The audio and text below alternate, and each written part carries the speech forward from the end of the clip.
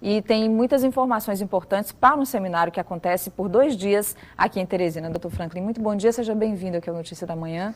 Muito bom dia, muito obrigado aqui por estar aqui nessa oportunidade para esclarecer sobre esse tema. Um tema que chega a ser uma espécie de tabu até, porque as pessoas têm medo de falar sobre a morte. Hoje mesmo aqui no programa já mostramos reportagens de pessoas que morreram, um acidente, uma pessoa morreu ontem à tarde. A morte está presente todos os dias na nossa vida, alguém que perde um amigo, um familiar, uma pessoa querida. E as pessoas têm medo ainda de falar sobre esse assunto justamente porque tem muito medo da morte. Por que isso acontece, doutor? Olha, na verdade a morte ela tem várias razões. O medo da morte ela pode ser por conta do próprio processo que acompanha o morrer, né? Então que seja doloroso, com um sofrimento, ter uma morte súbita, muitas vezes traumática. Desse pós-morte, que às vezes é uma insegurança, uma incerteza que as pessoas realmente, será que existe mesmo vida após a morte? Essa é uma possibilidade e as pessoas perguntam sobre isso. E as questões emocionais, quer dizer, nós somos criados ao longo da vida a estabelecermos laços afetivos e ninguém nos ensina a desfazer ou enfraquecer esses laços. Quando eu estou partindo, eu tenho que largar, digamos assim, tudo aquilo que foi construído em vida. E como é que eu faço isso? De que maneira eu faço isso? Então, é um processo educacional que a gente tem que trabalhar, então, com todas as gerações, desde crianças até a universidade. Como trabalhar isso com a criança, doutor Franklin? Então, a criança a gente tem que começar com coisas lúdicas do dia a dia. Nada de usar metáfora, por exemplo, o vovô virou estrela. Não, o vovô tem que usar a palavra certa mesmo.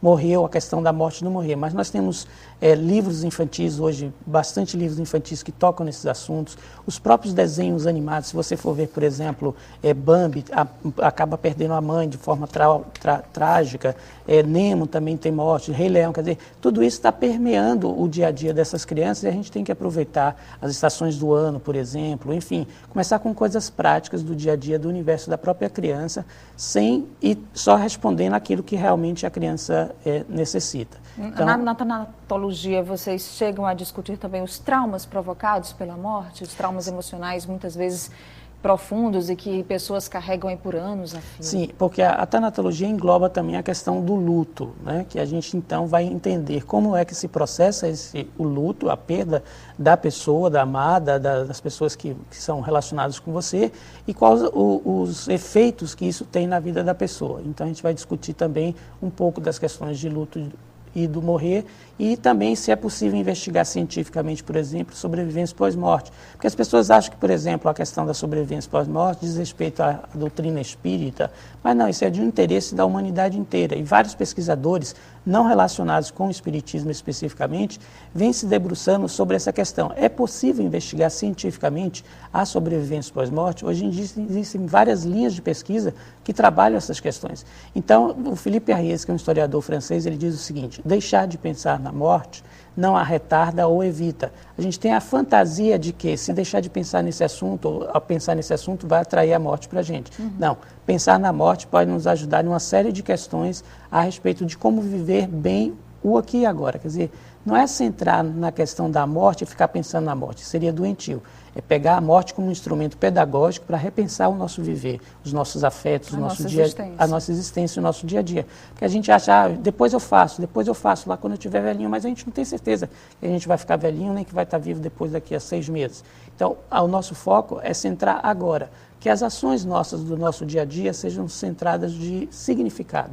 Ou seja, tudo que eu faço tem que ter significado, sentido para mim, e que isso me traga a felicidade. Se as minhas ações não estão contemplando isso, eu tenho que repensar o meu presente. Agora, a tanatologia também faz um trabalho com profissionais da área de saúde, médicos, enfermeiros, psicólogos, pessoas que muitas vezes, claro, mesmo lidando com aquelas situações diariamente nos seus locais de trabalho, têm muito medo também de enfrentar a morte.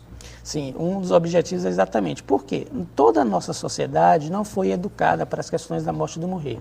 Tanto crianças como adultos, mesmo dentro da faculdade. Ou seja, as faculdades de medicina, enfermagem, psicologia, fisioterapia, todos não têm disciplinas de tanatologia dentro da graduação. Portanto, o médico sai tão despreparado quanto qualquer outro profissional, o psicólogo, enfim. E o objetivo, então, nosso nessa discussão é capacitar profissionais da área da saúde, já que eles lidam quase que diuturnamente com a questão da morte do morrer. É inadmissível, por exemplo, que um médico, um enfermeiro ou um psicólogo que trabalhe dentro do hospital não saiba lidar com essas questões. Então, isso acarreta e tem profundas transformações do ponto de vista da vida pessoal, de consequências financeiras e até hoje em dia nas questões que a gente chama de distanásia, que é o prolongar a vida às custas do sofrimento da pessoa. O Sebastião diz, a pessoa não deve ter medo da morte. Se confia em Deus, deve saber que ele tem uma saída até para a morte. Até que ponto as religiões, as doutrinas podem ajudar o indivíduo a lidar melhor com a morte? Não, as doutrinas, seja elas diretas, religiões, todas elas dão um consolo, elas dão uma perspectiva de uma vida pós-morte. Isso é extremamente confortador ou consolador na hora da questão da morte do morrer. Mas por isso só a questão da religião não ajuda exclusivamente nesse processo. Há que se usar outros instrumentos, outras abordagens para se pensar e discutir as questões, principalmente as questões afetivas, emocionais.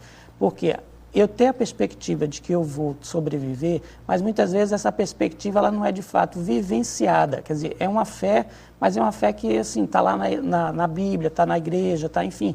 Mas eu não vivencio. Você precisa sentir, eu preciso sentir que isso realmente de fato é verdadeiro na minha vida. E não só isso, eu preciso ver como é que eu trabalho as questões emocionais, as questões dos laços afetivos. Essa sim é uma das maiores dificuldades. E o medo também do processo, quer dizer, como é que vai ser esse processo? Se for uma doença, por exemplo, um câncer que demora, às vezes consome a pessoa, perde a autonomia. Como que eu lido com todas essas dificuldades? É aí que está o processo de educação para a vida e para a morte.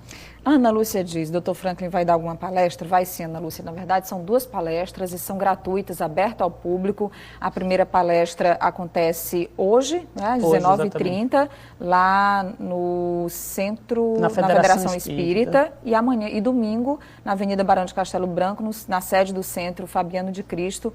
A partir de que horas, doutor, no domingo? A partir das 9 horas. Às 9 horas da manhã. Aí, nesse dia, nós vamos abordar como trabalhar a questão da morte e do morrer com crianças.